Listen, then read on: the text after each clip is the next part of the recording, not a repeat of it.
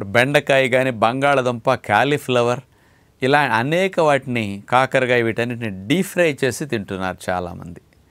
అసలు deep fry చేసినప్పుడు ఏమి నష్టం జరుగుతుందో ఒక్కసారి మీరు ఆలోచించండి. అలాగే అందులో డీప్ ఫ్రై చేయడానికి బజ్జీలు సమోసాలు బోండాలు పునుకులు ఇట్లాంటివి ఎక్కువ వేసి తింటున్నాం కదా.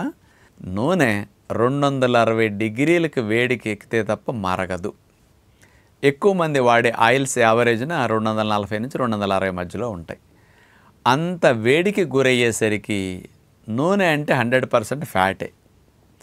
ఈ నూనెలో ఉండే కొవ్వంతా కూడా ఆ వేడెక్కేసరికి 260 డిగ్రీల వేడిలో ఆ కొవ్వంతా చెడ్డ కొవ్వుగా మారిపోతుంది, ట్రాన్స్ ఫ్యాట్గా మారుతుంది, హార్డ్ ఫ్యాట్గా మారుతుంది. అందుకని చెడ్డ కొవ్వులు అయిపోతాయి మంచి కొవ్వులల్లా కూడా. ఈ చెడ్డ కొవ్వుల్లో మనం ఫ్రై చేసాం వెజిటబుల్స్ని, లేకపోతే పదార్థాలు బోండాలు సమోసాలు వేసి దేవాం, ఆ పదార్థం కూడా చెడిపోతుంది.